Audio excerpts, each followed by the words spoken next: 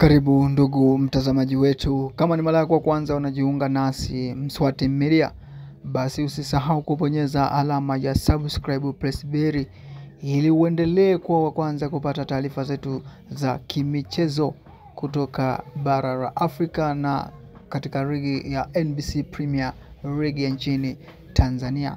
Basi leo tunakuletea taarifa za usajili kunako klabu ya Young Africans, ambao kupitia kwa msemaji wao Ali Kamwe inasemekana ya kwamba kocha wao Pedro ameweza kuwapa taarifa za usajili kwamba anahitaji mshambuliaji hatari. Hii ni mara baada ya kuwa na ubutu katika eneo la ushambuliaji, yani namba 9 typical.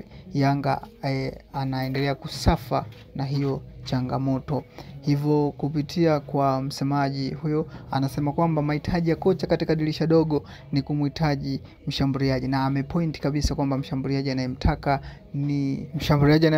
ni Laurindo Depu mwenye umri wa miaka 25 ambaye ni raia wa Angola, na mchezaji huyo ameshawahi kupita katika vilabu vya Atletico di Luanda, Petro Atletico di Luanda. Ameshawahi kupita hapo na pia akaenda kule nchini Ureno nako alikuwa anakichafua. Kwa pia inasadikika kwamba mchezaji huyo katika timu ya taifa ya Angola aliweza kuifungia magoli 15 katika mechi alizoweza kupata nafasi ni mechi 18. Kwa unaona wastani wake wa kupachika mabao bado ni mzuri. Hivyo kulingana na ripoti ya kocha Pedro, bado anamhitaji mchezaji huyo Laurindo Depu ili aje aongeze nguvu katika dirisha hili dogo la usajili. Hiyo yote anafanya usajili hiyo kulingana na hali ya kundi lonalo. Young Africans yupo katika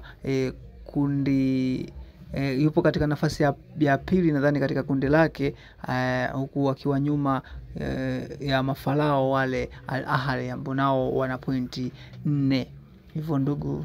Hivyo ndugu mtazamaji wetu, basi usajili huo Young Africans anaufanya ili kuendelea kuimarisha safu ya ushambuliaji hasa katika michuano hiyo ya kimataifa. Basi ndugu mtazamaji wetu, endelea kubaki nasi kwa kubonyeza alama ya subscribe, bila kusahau kushare, kulike na kucomment. Asante sana.